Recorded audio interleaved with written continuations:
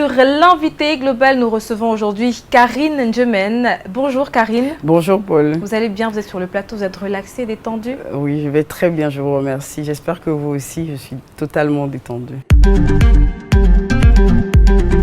Karine Ndjemène, vous êtes une femme entrepreneur, vous êtes spécialisée dans la vente du matériel médical. J'aimerais vous demander comment est-ce qu'on arrive à ce niveau? Alors, moi, je me suis lancée dans la vente de matériel médical parce que j'ai étudié les opportunités au niveau du Cameroun.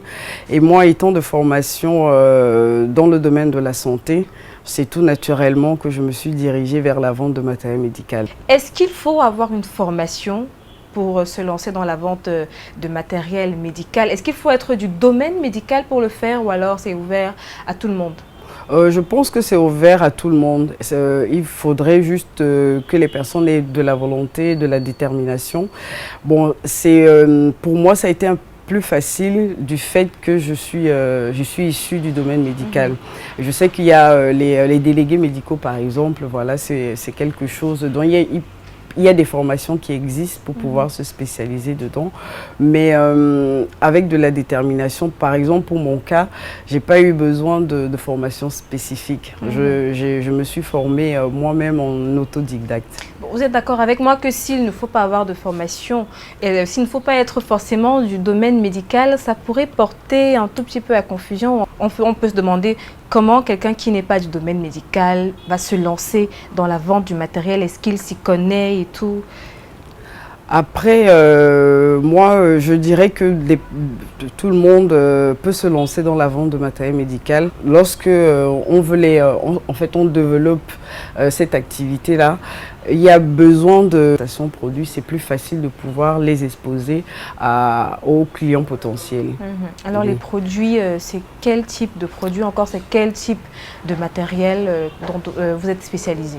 Alors, l'entreprise Médical Technologie est spécialisée dans tout type de produits qui peuvent aller des dispositifs médicaux implantables et des dispositifs médicaux standards. Les dispositifs médicaux implantables, ce sont notamment les implants, les prothèses, que notamment les chirurgiens, les gynécologues, les cardiologues utilisent. Et à ce moment-là, en fait, on cible cette clientèle-là pour faire la proposition de ce matériel.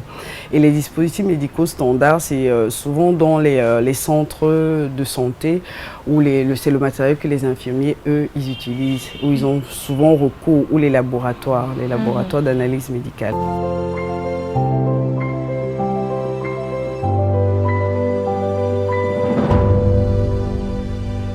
Quel est votre marché de prédilection? Alors, mon marché de prédilection, c'est le Cameroun. Et j'aimerais, dans le futur, pouvoir arroser toute la région de l'Afrique centrale. Et ça se passe plutôt bien ici au Cameroun, les ventes, ça prospère, c'est à la traîne. Enfin, dites-nous un peu plus. Alors, c'est vrai que j'ai eu certains écueils, parce que ça n'a pas été facile d'appréhender le marché, n'ayant pas un réseau déjà bien en place. La difficulté pour moi a été de trouver et de créer mon réseau. Ça a vraiment été la première difficulté, mais il faut être tenace quand on veut, en tout cas on se lance dans ce domaine-là. Ça demande beaucoup de ténacité, de détermination et de la volonté, bien évidemment.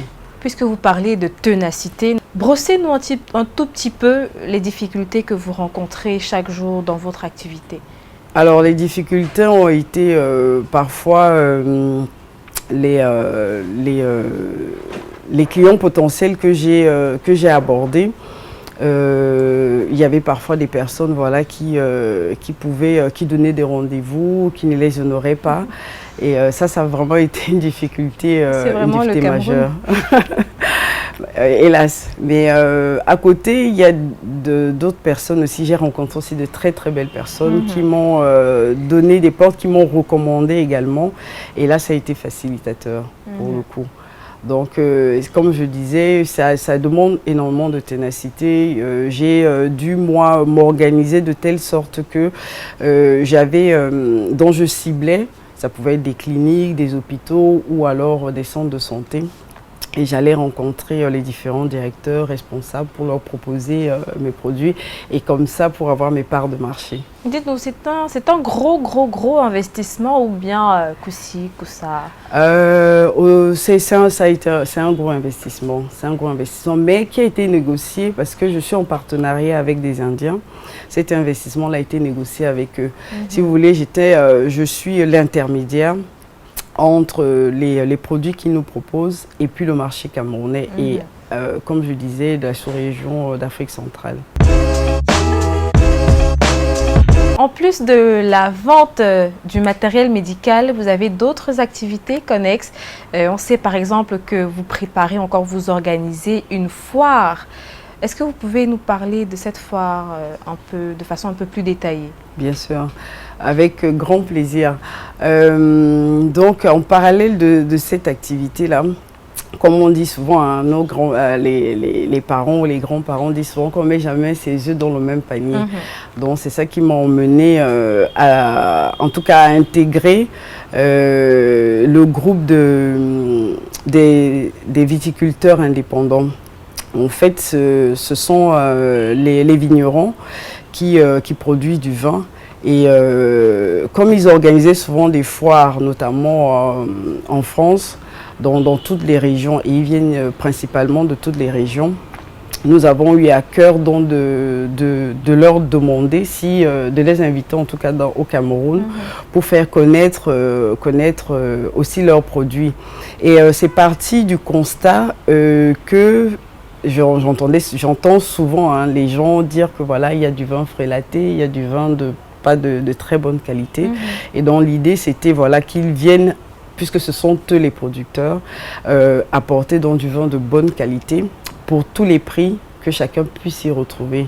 Donc on part si je veux prendre une fourchette, on peut partir d'une fourchette de 7 000 francs jusqu'à 200 000 francs et encore plus en fonction de ce que les gens souhaitent.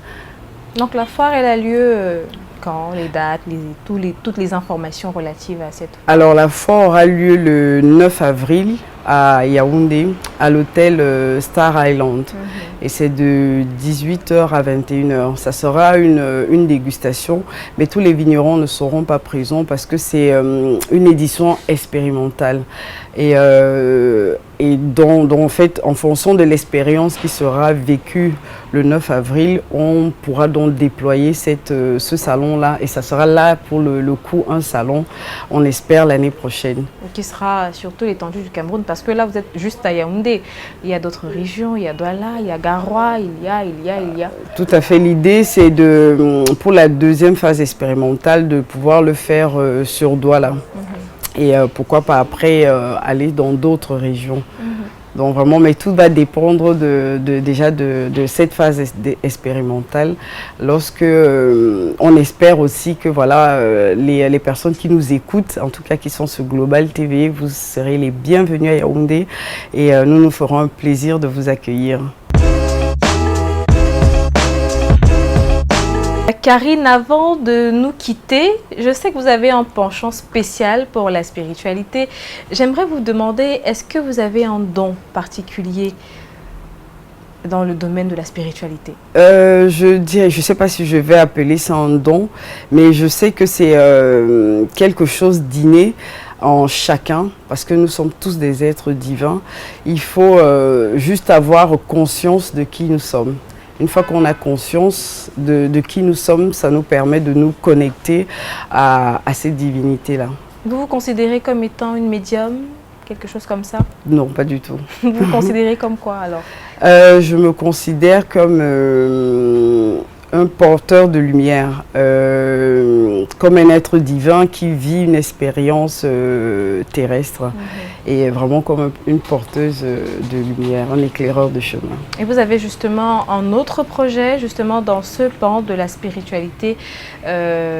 Nos téléspectateurs vont savoir de quoi il est question au fil du temps. Au fil du temps, justement, on parlera de ce projet qui traite de la spiritualité, dont vous êtes le porteur. Est-ce que vous faites des consultations? Moi, directement, non, puisque je travaille avec Arwen de la Rio. c'est elle qui notamment propose des consultations. Moi, ce que je vais proposer, évidemment, avec Global LTV, ça sera des ateliers. Et le moment venu, effectivement, on communiquera des dates et puis les contenus des différents thèmes de ces ateliers-là. Merci Karine, nous sommes donc parvenus au terme de cet échange. L'invité global, merci d'avoir répondu présent Karine. Merci infiniment Paul pour votre accueil. Je suis heureuse d'être sur ce plateau. L'invité global, c'est fini pour aujourd'hui. Restez en compagnie des programmes de Global LTV.